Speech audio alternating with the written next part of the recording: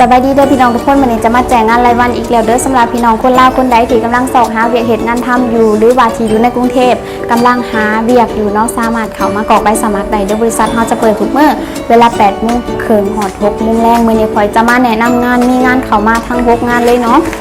งานที่1จะเป็นงานแม่บ้านผีเลี้ยงน้องเงินเดือนจะเริ่มต้นอยู่ที่ 13,000 บาทมองเหตุงานในแมนยูสาทรมีนายจ้าง3คนบ่มีสัตว์เลี้ยงเหตุนาทีเบิ่งน้อง1คนอายุ5 ปีดูแลทุกอย่างที่เกี่ยวกับน้องอันนี้คืองานที่1เนาะแล้วก็งานที่2จะเป็นงานแม่บ้านทั่วไปเงินเดือนเริ่มต้นอยู่ที่ 12,000 บาทมองเหตุงานในแมนยูวิภาวดีมีนายจ้างอยู่2คนบ่มีสัตว์เลี้ยง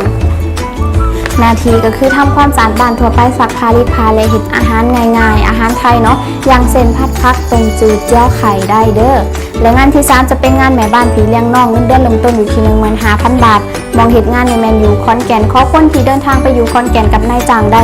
มีนายจ้างอยู่6คนบ่มีสัตว์เลี้ยงเนาะเฮ็ดหน้าที่เบิ่งน้อง2คนอายุ1 ปีดูแลทุกอย่างที่เกี่ยวกับน้อง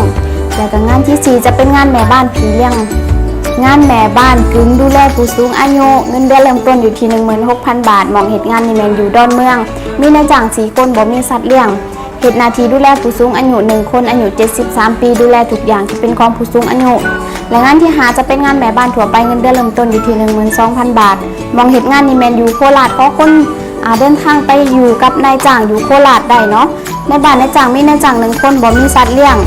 และงานสุดท้ายงานที่6จะเป็นงานแม่บ้านทั่วไปเงินเดือนเริ่มต้นอยู่ที่ 13,000 บาทมองเหตุงานในแมนยูหัวหินเนาะมีนายจ้าง3คนบ่มีสัตว์เลี้ยงเพราะคนที่ไปอยู่หัวหินกับนายจ้างได้เด้อสำหรับใครที่ต้องการงานใน6งานนี้สามารถเข้ามากรอกใบสมัครกันไว้ได้เลยหรือใครที่เคยเข้ามากรอกใบสมัครแล้วแต่ยังบ่ทันได้งานแจ้งรหัสเจ้าของเข้ามาได้เลยเด้อสำหรับวันนี้จะฝากงานไว้สำนี้มื้อหน้าจะมาแจ้งงานอีกสำหรับวันนี้สบายดี